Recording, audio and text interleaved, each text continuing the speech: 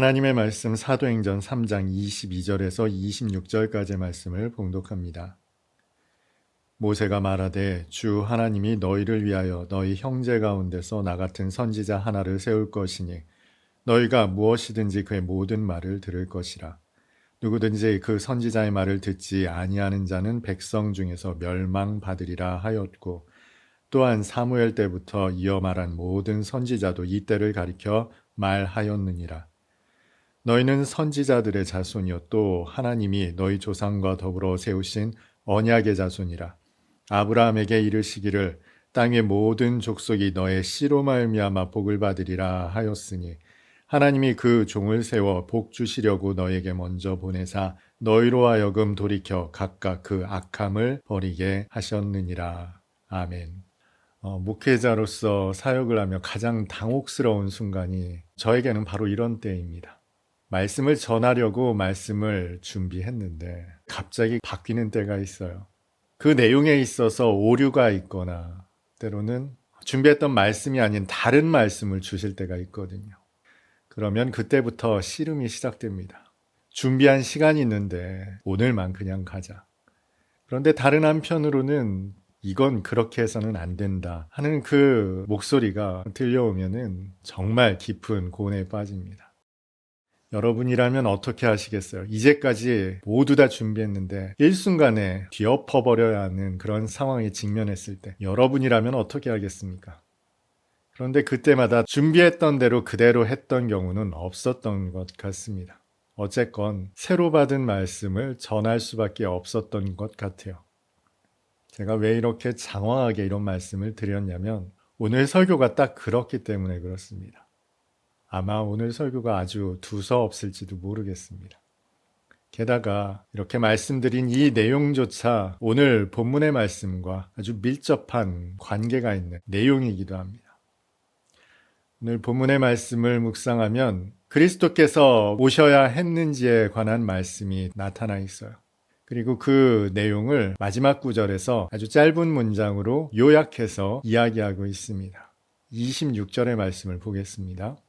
하나님이 그 종을 세워 복 주시려고 너에게 먼저 보내사 너희로 하여금 돌이켜 각각 그 악함을 버리게 하셨느니라. 복을 주시기 위해서 주님께서 이 땅 가운데 임하셨다는 겁니다. 그래서 우리의 악함을 버리게 하셨다는 것이 핵심 내용입니다. 도대체 이 악함과 복은 무엇일까요? 그런데 여러분, 오늘 본문을 보면서 뭔가 조금 독특한 점을 찾지 못하셨습니까? 오늘 본문에는 예수님을 지칭하는 아주 독특한 표현이 등장합니다. 우리는 예수님을 뭐라고 지칭합니까? 뭐라고 부릅니까? 대부분 주님이라고 부를 거예요. 그래서 기도할 때도 주님 하고 기도를 하죠. 뿐만 아니라 우리를 구원하시는 구원자, 그리스도 메시아라고 부르는 것이 우리에게는 너무나 자연스러운 호칭입니다. 그리스도, 메시아, 우리에게 익숙한 이 많은 이름들을 두고 베드로가 예수님을 소개하는데 구약의 말씀, 모세의 말을 인용해서 예수님을 선지자라고 소개하고 있다는 겁니다. 22절부터 보겠습니다. 모세가 말하되 주 하나님이 너희를 위하여 너희 형제 가운데서 나 같은 선지자 하나를 세울 것이니 너희가 무엇이든지 그의 모든 말을 들을 것이라. 누구든지 그 선지자의 말을 듣지 아니하는 자는 백성 중에서 멸망받으리라 하였고, 또한 사무엘 때부터 이어 말한 모든 선지자도 이 때를 가리켜 말하였느니라. 계속해서 선지자라는 표현으로 예수님을 이야기하고 있어요. 베드로라면 예수님을 주님이라고 혹은 그리스도 메시아라고 소개하는 것이 더 적절해 보이지 않습니까? 그런데 왜 오늘 본문에서 베드로는 예수님을 모세의 입을 빌려 선지자라는 표현으로 사람들에게 설교하고 있을까요? 선지자의 주 목적이 무엇입니까? 하나님의 말씀을 대언하는 자입니다. 베드로는 예수께서 다름 아닌 하나님의 말씀을 전하시는 분으로 소개하고 싶었던 겁니다. 여러분, 구약시대에 선지자가 언제 등장했습니까? 이스라엘 백성이 하나님의 말씀을 거역할 때, 하나님의 말씀을 듣지 못하는 때 나타나서 하나님의 말씀을 전하지 않았습니까? 그런데 여러분, 이스라엘 백성에게 선지자가 나타났을 때 그들에게 말씀이 없었습니까? 그렇지 않습니다. 이스라엘 역사 속에서 모세를 통해 주어진 율법이 그들에게 늘상 있었습니다. 있었음에도 불구하고 듣지 못했다는 거예요. 왜 그들은 말씀을 듣지 못했을까요? 사사기에서 한 말씀으로 일가라는 잘 알려진 말씀이 있죠. 자기의 소견에 옳은 대로 행하였다라는 말씀입니다. 여러분, 오늘 본문의 베드로가 왜 선지자의 말을 들어야 한다고 이야기하고 있습니까? 그 선지자의 말을 듣지 않으면 멸망받을 것이기 때문에 들어야 한다라고 설교하고 있죠. 그들이 구원을 받으려면 선지자의 말을 들어야 한다는 거예요. 구원을 받기 위함입니다. 그런데 물론 이것이 가장 1차적인 이유입니다만 왜 베드로는 굳이 예수님을 선지자라고 소개하면서 모든 말씀을 들어야 한다고 역설하고 있을까요? 왜냐하면 사람들이 선지자의 말을 듣지를 않기 때문이에요. 받아들이지를 않기 때문입니다. 여러분, 구약 시대를 한번 떠올려 보십시오. 하나님의 선지자가 나타났을 때 이스라엘 백성들이 납작 엎드려서 그 선지자의 말을 들었습니까? 대부분 그렇지 않았다는 것이 성경이 우리에게 전하는 바죠. 얼마나 이스라엘이 하나님의 선지자들을 박대했는지, 박해했는지 예수께서도 일갈하시는 말씀이 복음서에 등장하지 않습니까? 그런 이스라엘을 향해서 설교하는 베드로가 예수님을 선지자라고 표현하고 있다는 거예요. 무슨 말입니까? 이들은 똑같이 예수님의 말씀을 받아들이기를 거절했던 자들이죠. 왜 거절했을까요? 그들 자신에게 자기 의가 있었기 때문에 그래요. 그들이 예수님을 어떻게 죽였습니까? 신성모독이라는 죄목을 붙여 죽이지 않았습니까? 일개 목수가 자기를 하나님의 아들이라고 말하면서 하나님을 모독했다는 거예요. 그러나 단 하나도 신성모독한 내용이 없었습니다. 나를 믿지 못하겠거든 내가 하는 이 일을 보고서라도 나를 믿어라 라고 그들을 설득했지만 끝내 받아들이지 않았어요. 결국 예수님을 십자가에 못 박아 죽였죠. 이들이 예수님을 십자가에 못 박아 죽인 이유는 그들의 자기 의가 너무나 분명했기 때문에 예수님의 말씀이 들어오지 못했던 거예요. 구약 시대와 똑같았습니다. 이것이 바로 그들의 악함입니다.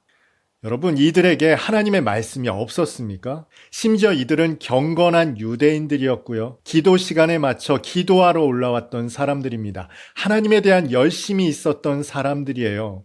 그런데 그들에게 더 컸던 것이 무엇이라고요? 자기의입니다.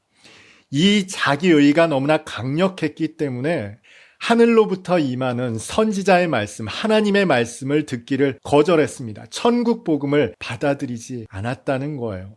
그 결과 하나님의 독생자를 십자가에 못 박아 죽이는 데 앞장섰죠. 그 대표적인 인물, 사도 바울 아닙니까? 신성모독하는 저 이단 괴수, 그를 추종하는 자들을 멸절하는 것이 하나님을 잘 섬기는 것이라고 믿어 의심치 않았던 사람, 그가 바로 사울 아닙니까? 자기의에 충만했던 사람들은 선지자를 거절했고 하나님의 복음을 거절했으며 하나님께서 보내신 그의 아들 독생자를 십자가에 못 박아 죽게 만들었습니다. 자기의에 충만했던 이것이 악함이었어요. 그 악함으로부터 돌이켜 복을 받게 하시려는 하나님의 뜻이 있었죠. 그러면 그들에게 주시고자 했던 복은 무엇일까요? 1차적으로는 멸망받지 않게 구원을 베풀어 주시는 것이 하나님께서 작정하신 복이었어요. 그런데 여러분, 이들이 어떻게 그 복을 받을 수 있습니까? 어떻게 그들이 구원을 받을 수 있습니까? 모세와 같은 선지자의 말씀, 하나님의 말씀을 받는 자들만이 구원을 받을 수 있죠. 다시 말해서 하나님의 독생자, 하나님께서 보내신 선지자 예수 그리스도의 그 말씀을 듣는 것이 그들에게 진짜 복이었던 거예요. 그런데 여러분, 예수께서 공생의 사역을 하실 때 그 예수님의 말씀을 누가 들었습니까? 자기의가 충만했던 사람들이 하나님의 복음임을 알고 받았습니까? 그렇지가 않더라는 거예요.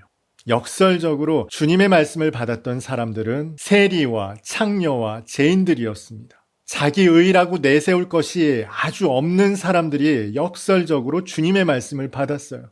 성경은 이 죄인들을 어린아이와 같은 자라고 소개합니다. 아이러니하지 않습니까? 열심으로 섬기고 믿었던 자들은 선지자의 말씀, 예수 그리스도의 말씀을 받아들이기를 거절했어요. 오히려 자기의가 빈약했던, 아무런 자기의가 없었던 자들이 역설적으로 그 선지자의 말을 듣고 주님께 나와 복을 받는 은혜가 있었죠. 베드로는 선지자의 말씀을 들어야 한다. 그 선지자의 말씀을 들을 때 구원의 복, 진짜 하나님의 복을 누릴 수 있다라고 설교합니다. 나의 의에 충만할 때 우리는 주님의 말씀을 듣지 못합니다. 어떤 사람이 건강한 사람이냐면요, 새로운 것을 듣는 사람입니다. 여러분, 성경 말씀이 언제부턴가 똑같은 말씀으로 보이기 시작했습니까? 더 이상 들을 것이 없는, 새로울 것이 없는, 나에게 신선한 충격으로 다가오지도 않는 시원한 생수와 같은 말씀이 되지 못합니까? 만약 그렇다면 이미 여러분 속에 나의 의로 가득 채워져 하나님의 말씀을 더 이상 듣기를 거부하는 대단히 위험한 상태입니다. 예수님은 분명히 말씀하셨어요. 어린아이와 같지 않으면 결단코 천국에 들어가지 못한다.